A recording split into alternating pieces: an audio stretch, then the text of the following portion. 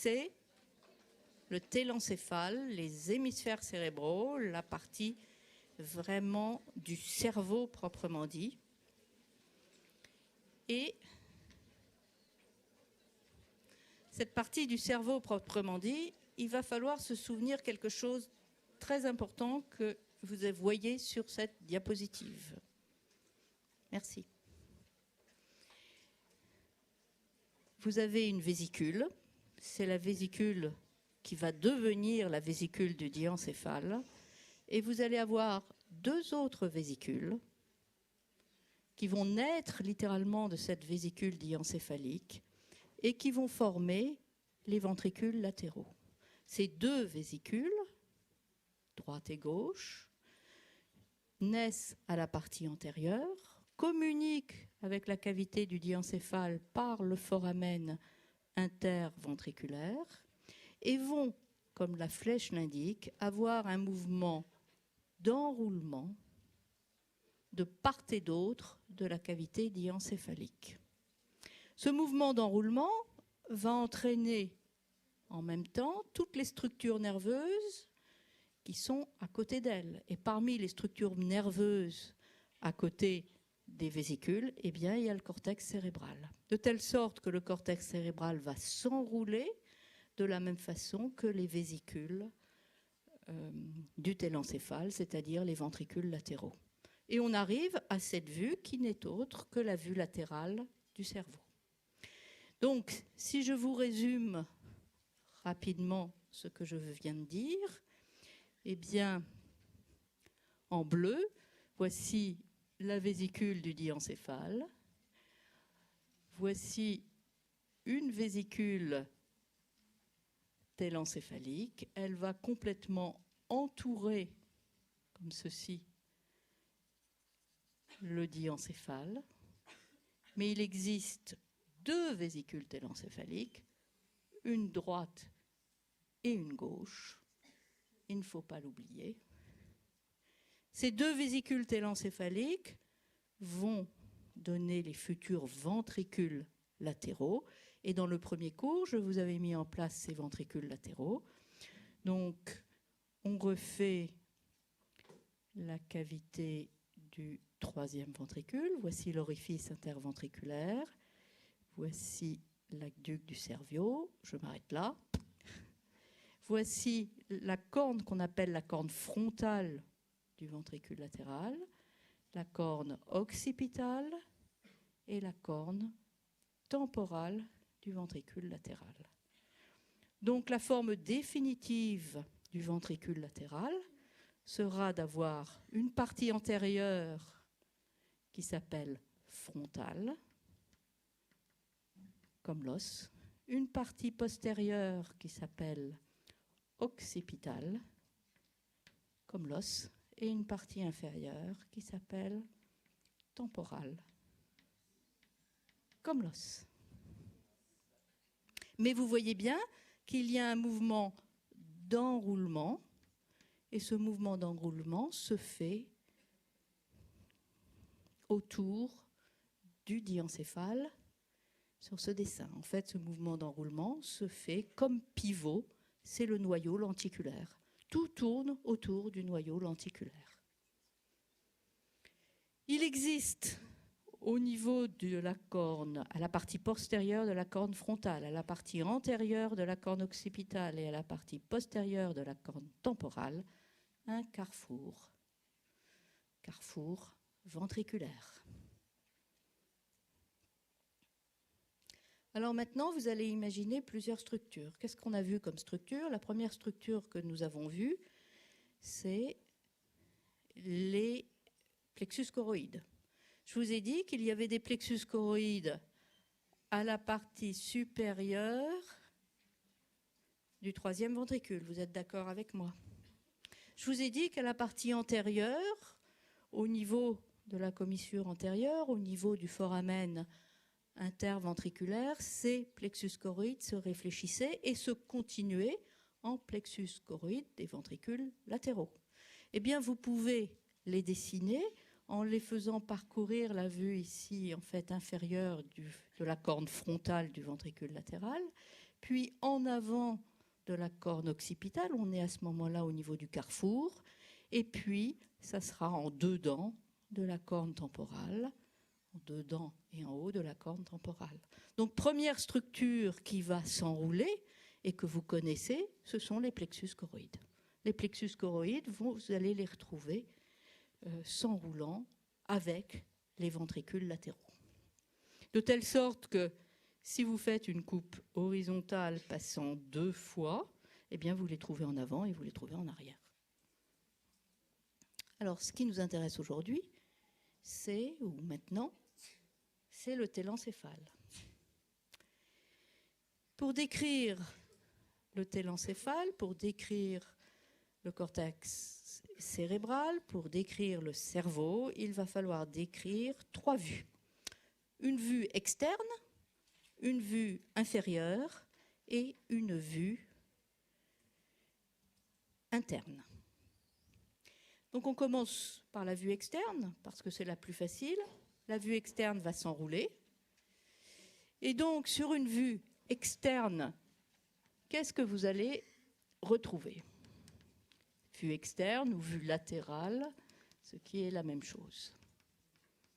Sur la vue externe, vous allez avoir ce phénomène d'enroulement. Et ce phénomène d'enroulement, vous allez voir enrouler comme ceci la structure nerveuse, littéralement, vous voyez, elle s'enroule. Et en fait, en s'enroulant, elle va venir se chevaucher.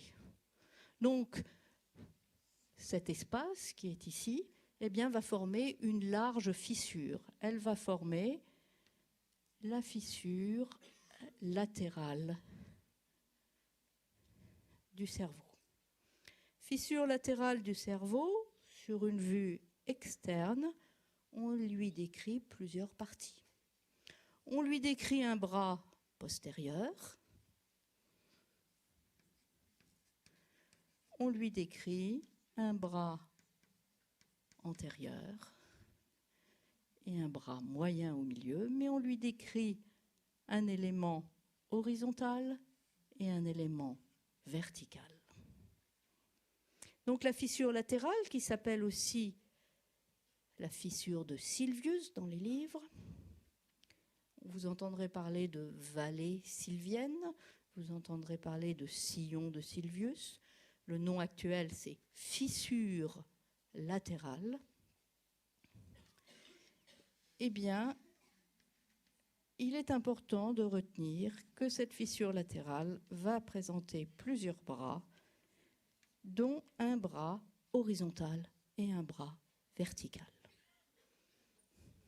Ensuite, vous allez pouvoir décrire, en fait, une partie tout antérieure au cerveau, et vous allez pouvoir marquer le mouvement d'enroulement du cerveau.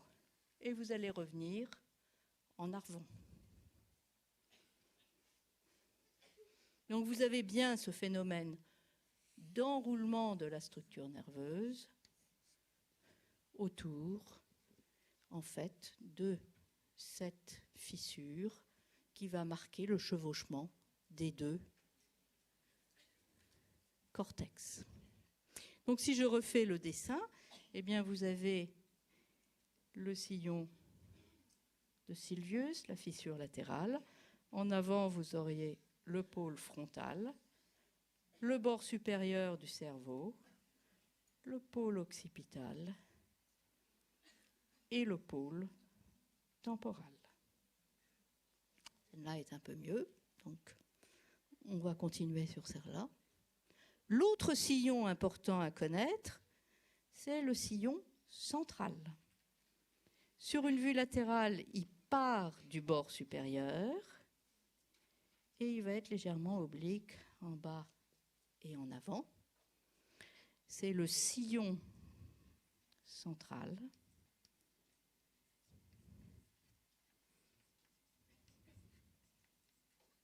Ce sillon central s'appelle aussi le sillon de Rolando. Et vous allez entendre parler du nom Rolando. Et cela doit déclencher un réflexe vous disant c'est le sillon central.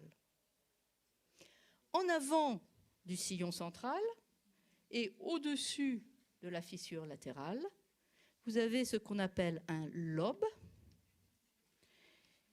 Et ce sera le lobe frontal. Donc, en avant du sillon central, au-dessus de la fissure latérale, le lobe frontal. Et on décrit au lobe frontal un sillon précentral qui est discontinu et deux sillons littéralement perpendiculaires au sillon précentral qui sont les sillons frontal supérieur et frontal inférieur.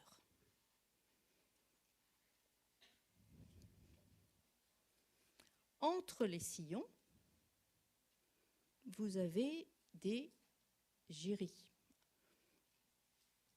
ou un gyrus, ou ce qu'on appelait antérieurement des circonvolutions. Entre le sillon central et le sillon précentral, ici je le fais en rouge, une circonvolution, un gyrus, c'est le gyrus précentral, c'est le gyrus moteur, primaire.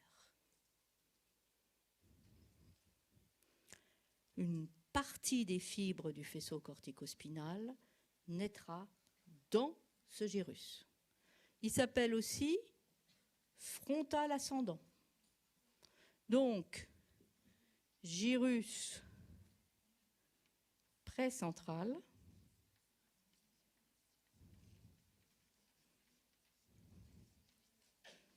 égale gyrus frontal ascendant.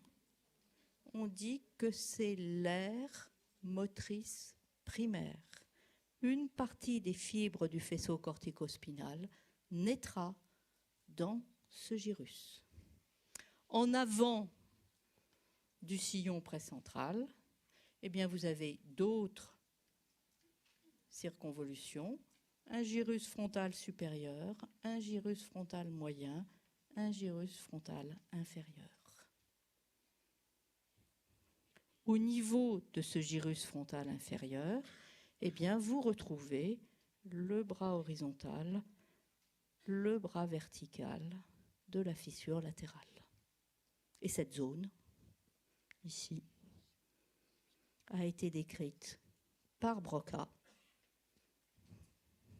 et connue pour être la lésion donnant un trouble du langage. Et si vous avez été visiter le musée du Dupuytren qui est dans cette maison, vous pouvez aller voir les deux cerveaux que Broca a décrits et qui vous montrent la lésion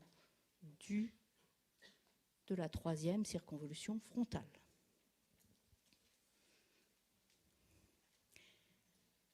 Le lobe frontal, qui est donc toute la partie antérieure du cerveau, qui est en contact avec l'os frontal, d'où son nom, lobe frontal, va se continuer sur la face interne et sur la face inférieure du cerveau.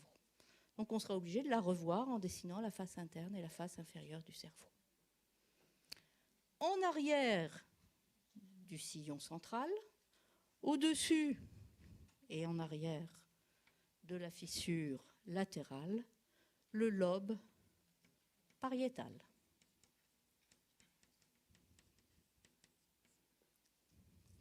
Au niveau du lobe pariétal, sur une vue externe, vous décrivez un sillon post-central et un sillon intra-pariétal. Et vous allez décrire ainsi des circonvolutions, des gyrus, un gyrus post-central et le gyrus post-central centrale va correspondre à la projection des fibres sensitives.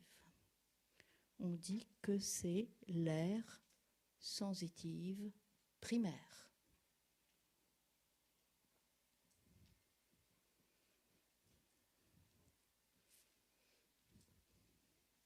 Au-dessus du sillon intrapariétal, du pariétal supérieur, et en dessous du pariétal inférieur. Mais le pli de passage à la partie la plus postérieure de la fissure latérale porte le nom de gyrus supramarginal.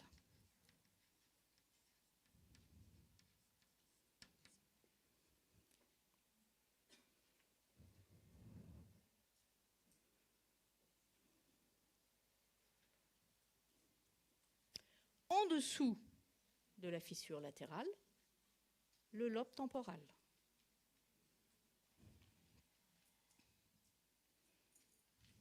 À la partie la plus antérieure, eh bien, vous aurez le pôle temporal. Et vous allez avoir des sillons. Un sillon temporal supérieur, un sillon temporal inférieur. Et vous allez différencier un gyrus temporal supérieur, un gyrus temporal moyen, un gyrus temporal inférieur. En fait, comme les gyrus frontaux, vous numérotez souvent ces gyrus. Vous numérotez, le temporal supérieur s'appelle aussi le premier, T1, le moyen s'appelle le deuxième gyrus temporal, et le gyrus inférieur s'appelle le troisième. Et là aussi, vous allez continuer sur la vue inférieure et sur la vue interne du cerveau, et vous allez donc avoir 5 circonvolutions temporales. En arrière du lobe temporal, le lobe occipital, avec un pôle occipital. Il n'y a pas chez l'homme de limite entre le lobe temporal et le lobe occipital. Les circonvolutions semblent se continuer sans interruption. Seules des incisures peuvent être visibles. Donc, sur la vue externe, qu'est-ce qu'il faut savoir? Il faut savoir qu'il y a deux grands sillons. L'un s'appelle la fissure latérale, dite de Sylvius. L'autre, c'est le sillon central, dit de Rolando. Par rapport à ces deux sillons, on décrit 4 lobes. Un lobe frontal, un lobe pariétal, un lobe temporal et un lobe occipital. Il existe 5 lobes décrits au cerveau. Il en manque donc un. Le dernier lobe est le lobe de l'insula. Et pour décrire le lobe de l'insula, vous allez devoir découper toute une partie centrale, ici. Vous coupez le lobe frontal, vous coupez le lobe pariétal, vous coupez le lobe temporal, et au fond de la fissure latérale, vous aurez le lobe de l'insula. Donc le lobe de l'insula a été enfoui au fond de la fissure latérale, justement au moment de l'enroulement du cortex et du développement du cortex. Donc je répète, 5 lobes, lobe frontal, lobe pariétal, lobe temporal, lobe occipital, et le dernier lobe est enfoui, on ne le voit pas en superficie, c'est le lobe de l'insula. Donc on a vu la vue latérale, il nous faut voir la vue interne et il nous faut voir la vue inférieure. On va commencer par la vue interne.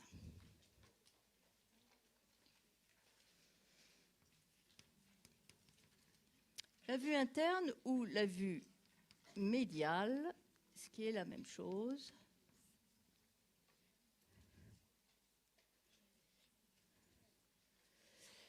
Je vous rappelle notre petit dessin initial du diencéphale. Je vous avais fait 2 hémisphères cérébraux, comme ceci. Et je vous avais dit que les 2 hémisphères cérébraux étaient réunis par une commissure. Cette commissure, vous connaissez son nom maintenant, c'est la commissure du corps calleux. Pour regarder la vue médiale du cerveau, si on oriente cette coupe, ici vous auriez la partie latérale, et ici la partie antérieure. C'est une vue supérieure. Vous allez devoir couper ici au milieu. Et en coupant au milieu, vous allez couper le diencéphale, vous allez tomber dans le 3e ventricule. Mais en aucun cas, vous allez léser, si vous coupez vraiment au milieu, le télencéphale. La seule chose que vous couperez de nature télencéphalique, ce sont les structures qui traversent, c'est-à-dire le corps calleux. Donc, et le fornix, qui est diencéphalique. Donc, vous allez retrouver, si vous faites une vue interne du cerveau, la première structure qui sera la coupe du corps calleux. Et puis, en dessous du corps calleux, vous allez retrouver le fornix. Donc, on va dessiner, voici le corps calleux. On a dit qu'il y avait un genou, un corps, un bourrelet au corps calleux. Genou du corps calleux, corps du corps calleux, bourrelet du corps calleux, le bec avec la commissure antérieure est une vieille histoire, elle appartient au diencéphale.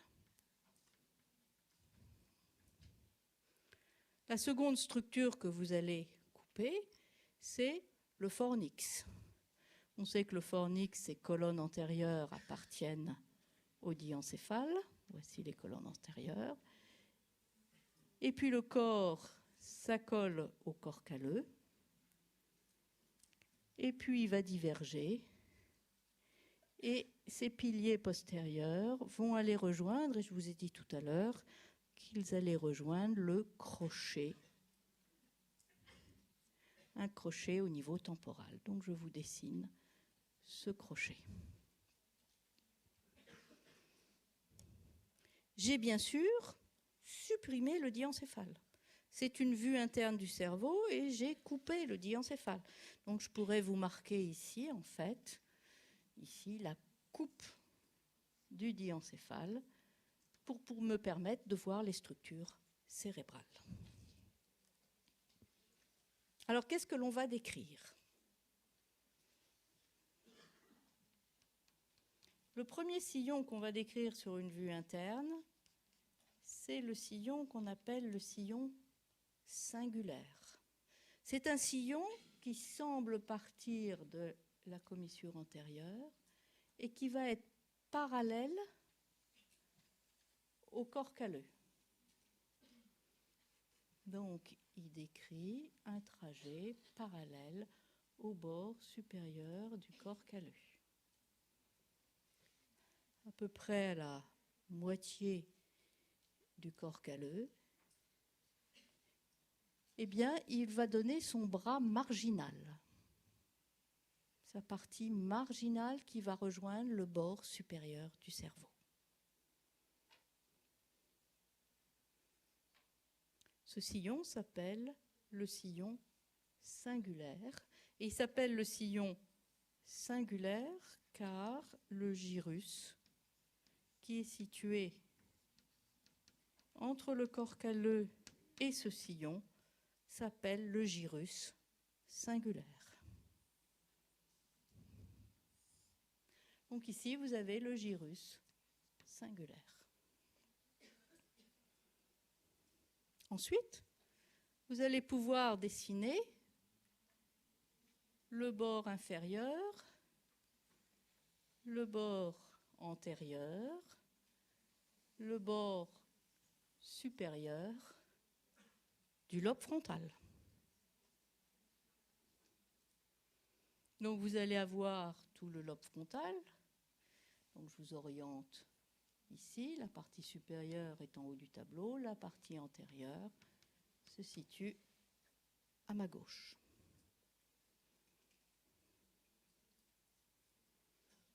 À la partie postérieure ici, juste en avant du bras marginal du sillon singulaire, eh bien vous allez pouvoir retrouver la terminaison du sillon central. Donc vous allez avoir en avant du bras marginal du sillon singulaire, sur la face interne du cerveau, la terminaison du sillon central.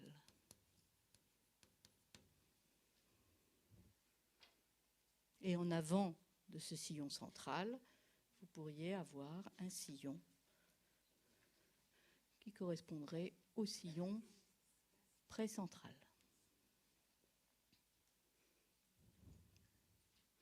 On a vu qu'en avant du sillon central, il y avait un gyrus qui s'appelait le gyrus précentral et que ce gyrus précentral était moteur.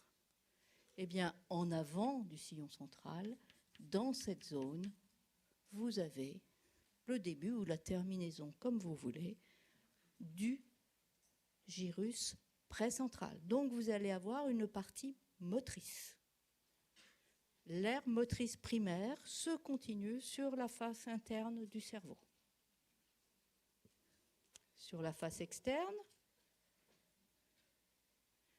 vous avez en arrière du sillon central un gyrus, le gyrus post-central qui est sensitif, l'aire sensitive primaire, et ce gyrus post-central va se continuer sur la face interne. En arrière, bien sûr, du sillon central. En anatomie, en morphologie, vous avez un nom, ici, pour cet élément de part et d'autre du sillon central, c'est le lobule paracentral.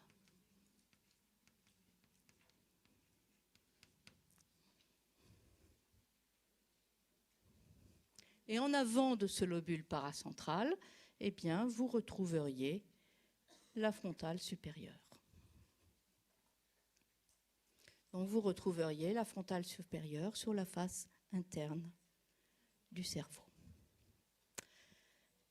Alors qu'est-ce qui se passe en arrière? Eh bien en arrière, vous avez vu qu'on est arrivé au lobe pariétal. Vous allez avoir dans la continuité, sur la même direction du sillon singulaire, un sillon qui s'appelle le sillon sous-pariétal. Ce sillon sous-pariétal va différencier un gyrus pariétal, qui correspond au gyrus pariétal supérieur, et la partie postérieure du gyrus singulaire. Donc au-dessus du gyrus, un gyrus pariétal, en dessous, la continuité du gyrus singulaire. En arrière, donc on pourrait marquer ici le bord supérieur. En arrière, un sillon oblique en bas et en avant.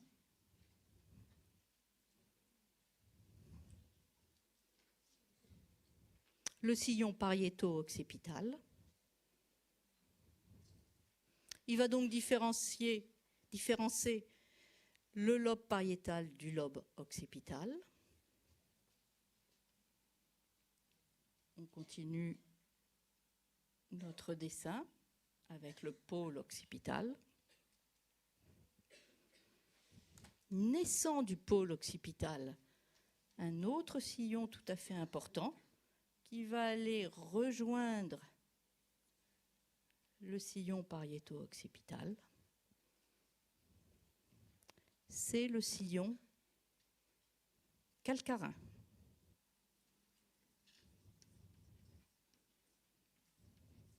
Le sillon calcarin naît du pôle occipital. Il est oblique en haut et en avant.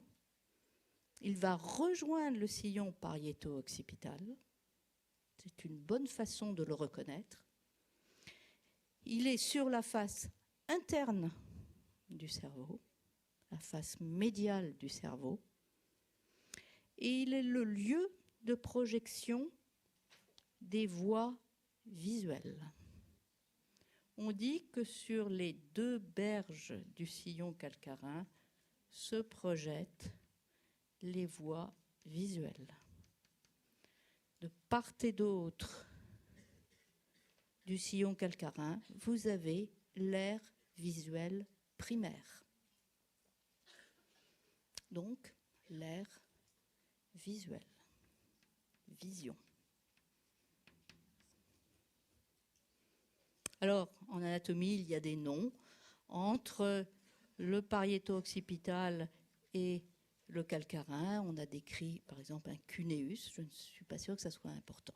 Ce qui est très important, c'est de connaître l'emplacement du sillon calcarin et de savoir que c'est de part et d'autre des berges du sillon, sur les berges du sillon calcarin, que se projettent les voies visuelles primaires.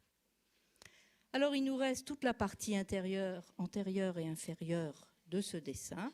Elle appartiendra au lobe temporal. Et qu'est-ce que nous allons retrouver au niveau de ce lobe temporal ?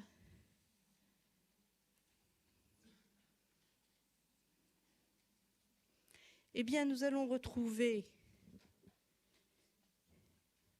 la dernière circonvolution temporale que nous avions décrite, la 3e circonvolution temporale, qui sera séparée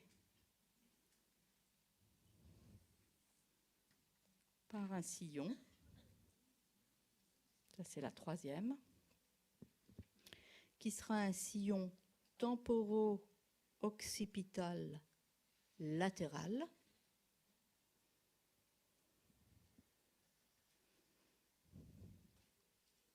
Et parallèle à ce sillon temporo-occipital latéral, un autre sillon, un sillon temporo-occipital médial, qui porte le nom aussi d'ailleurs de sillon collatéral,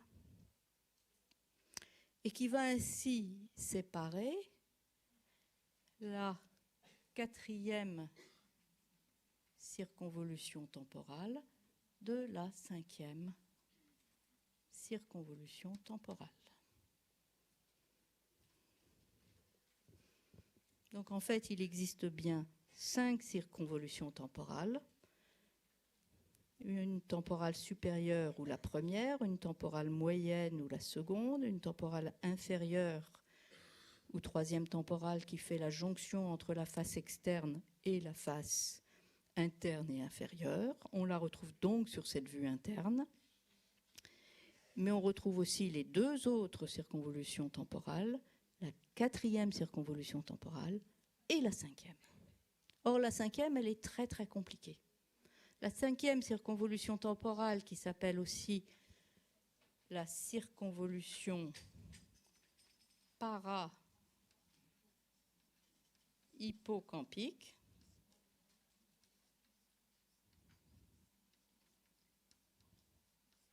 en fait, présente plusieurs parties.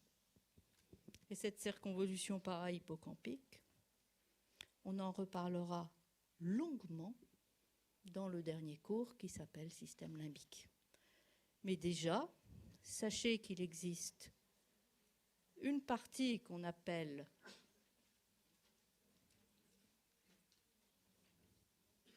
le gyrus para-hippocampique, une partie que l'on appelle l'hippocampe.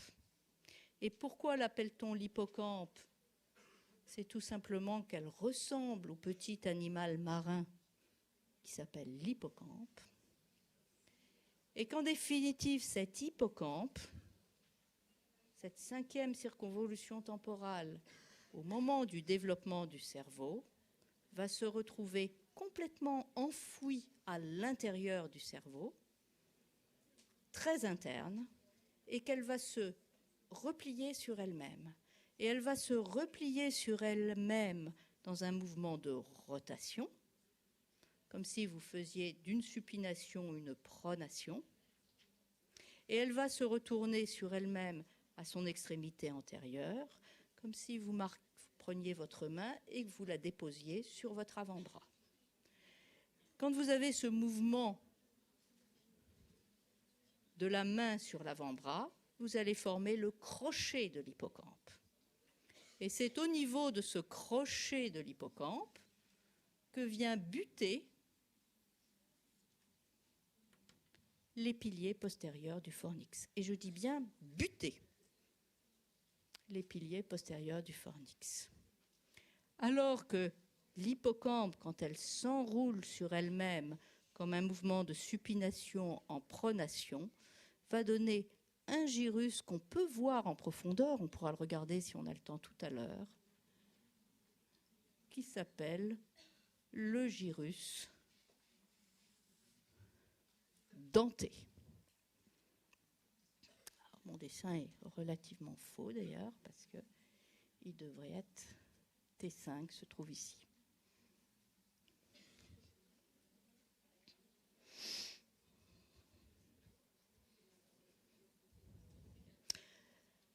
La 5e circonvolution temporale fait partie du système limbique et le système limbique est décrit dans le dernier cours. Donc nous reverrons toutes ces structures en détail dans le dernier cours. Alors maintenant, il reste la vue inférieure. La vue inférieure, eh bien on va la faire ici.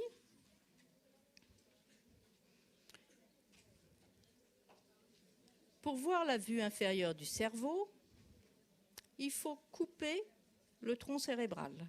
En coupant le tronc cérébral, vous allez donc couper la partie la plus supérieure du tronc cérébral. Et hier, je vous ai dessiné une coupe du mésencéphale. Donc on va refaire la coupe du mésencéphale. Voici l'espace interpédonculaire. Voici les pédoncules cérébraux. Voici un colliculus supérieur ou inférieur, comme vous voulez. Et voici l'autre côté. Nous avons vu hier que la coupe du mésencéphale se caractérisait par de la substance noire, un noyau rouge, et vous pourrez reconnaître ces noyaux très facilement sur des vues IRM. Donc il y en a un bien sûr à droite et à gauche.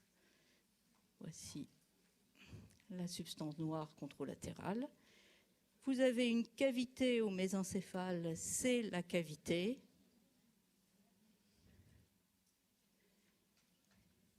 L'aqueduc du cerveau, et vous avez donc bien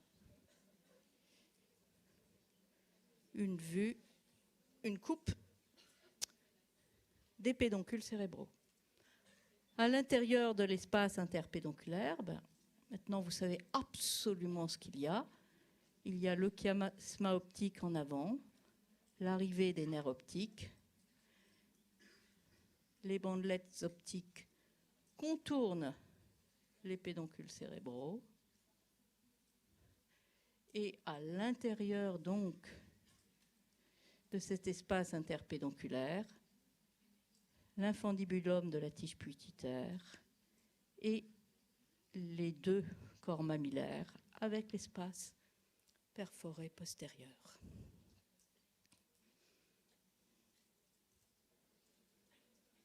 En avant de cette coupe du mésencéphale, la partie inférieure du lobe frontal. Cette partie inférieure du lobe frontal repose sur l'orbite.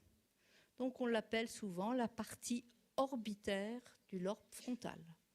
Donc voici la ligne médiane, donc vous avez ici la partie orbitaire d'un lobe frontal. De l'autre côté, vous auriez l'autre partie orbitaire du lobe frontal.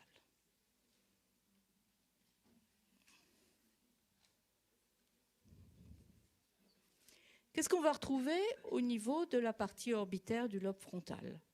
Eh bien, tout en dedans, vous allez retrouver un sillon. Ce sillon s'appelle le sillon orbitaire interne, mais dans ce sillon repose le bulbe olfactif et les bandelettes olfactives. Donc le bulbe olfactif repose ici, est en rapport supérieur direct avec le sillon orbitaire interne. Je vous rappelle que le bulbe olfactif, qui va donner les petits filets du nerf olfactif, est une expansion directe du télencéphale. En dehors, eh bien, vous allez retrouver un sillon en H qui va limiter ce qu'on appelle les gyri orbitaires. Et en dehors encore, vous aurez un sillon orbitaire externe.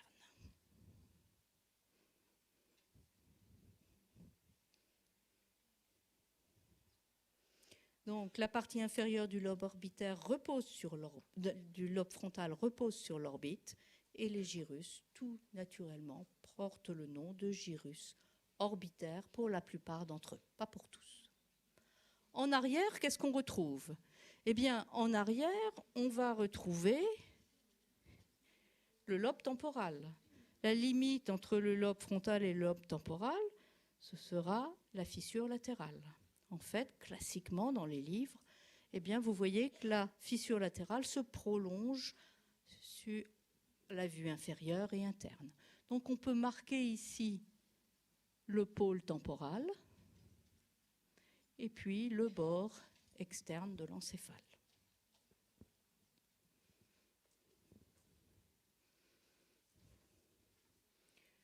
Nous avons le pôle temporal, mais sur la partie la plus interne et médiale, on va retrouver le crochet de l'hippocampe et la 5e circonvolution temporale.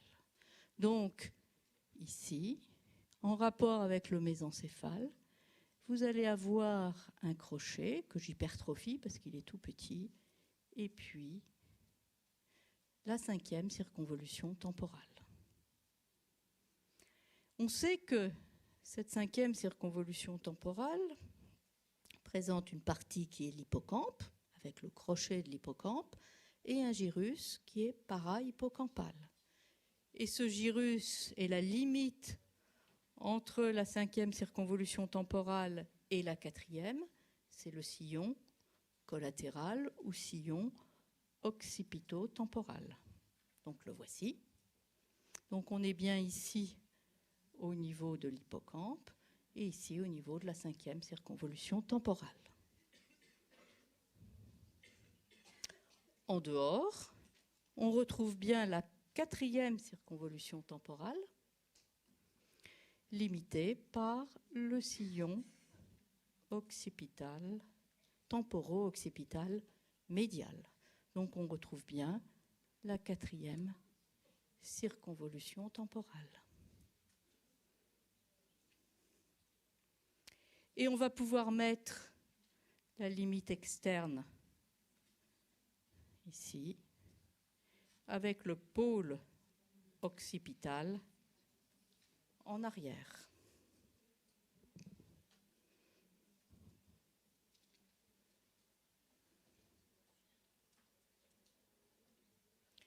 Donc on pourrait faire à peu près de l'autre côté la même chose, comme ceci.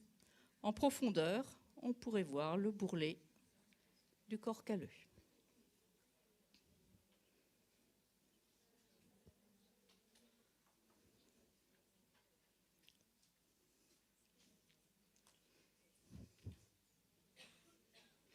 Alors il nous reste à faire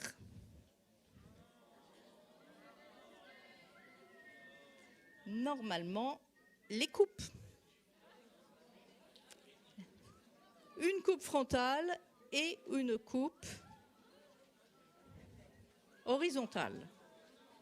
Alors je vous propose de faire une seule coupe, la coupe frontale. Vous savez tout. Sur la coupe frontale, qu'est-ce que vous allez retrouver?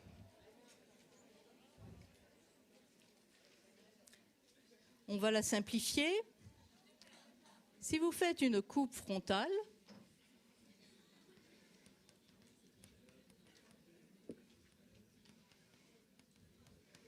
sur la ligne médiane, vous allez retrouver la cavité du troisième ventricule. Donc on recommence comme précédemment. Voici un thalamus. Voici un deuxième thalamus.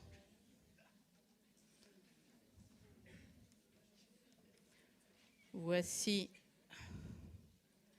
l'hypothalamus. Je vais faire passer la coupe par le tronc cérébral et je vais couper ici le tronc cérébral. Nous savons que le noyau codé repose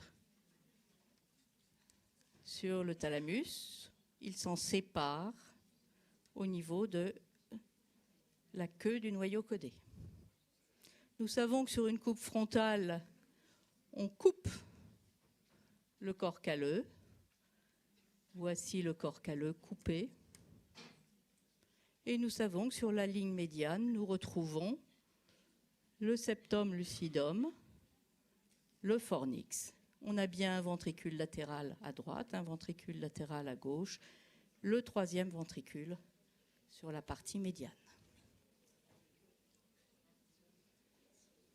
En dehors, nous avions vu qu'il existait un noyau, le noyau lenticulaire, triangulaire, avec trois parties, le putamen en dehors, le pallidum externe, partie intermédiaire, et le pallidum interne, qui était d'origine diencéphalique.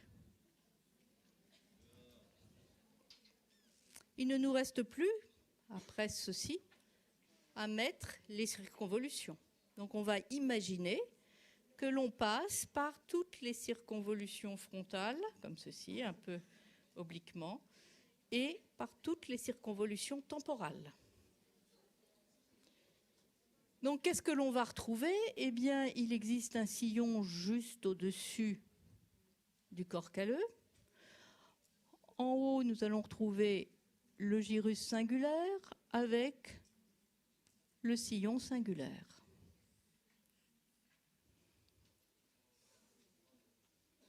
Au-dessus, vous allez retrouver la première frontale,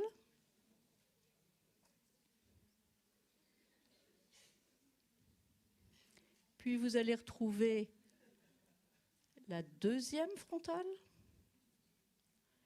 et puis vous allez retrouver la troisième frontale, avec en profondeur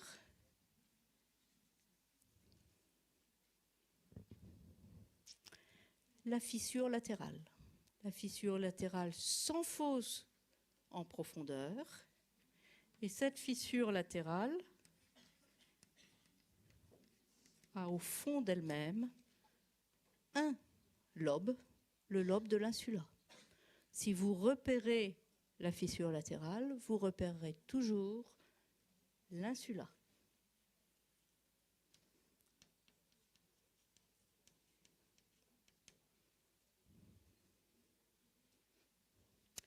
Au niveau temporal, nous avons dit qu'il y avait 5 circonvolutions temporales. Eh bien, il y a une temporale supérieure ou première temporale, il y a une temporale moyenne ou seconde temporale, il y a une temporale inférieure ou troisième temporale qui va former la partie externe et inférieure du cerveau. Et puis vous allez avoir une quatrième temporale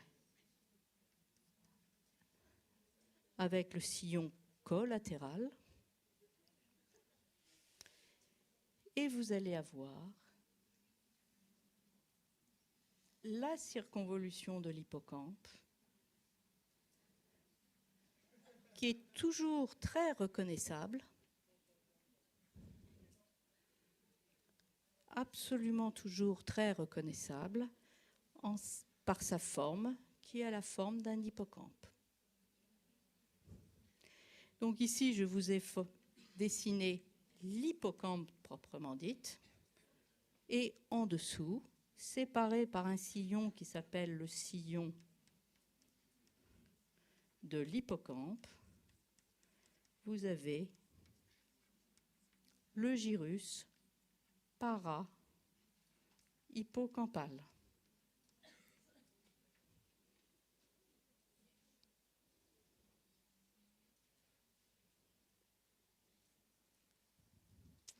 Sur une coupe frontale,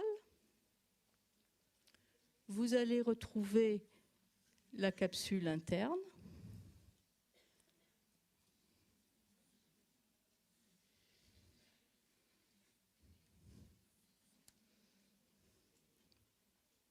La capsule interne sur une coupe frontale est oblique en bas et en dedans. Et elle est oblique en bas et en dedans car elle va rejoindre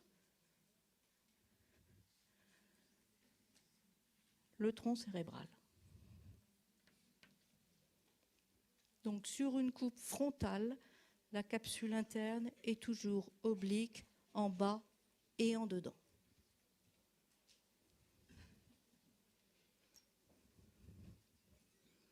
Bien, on va s'arrêter là.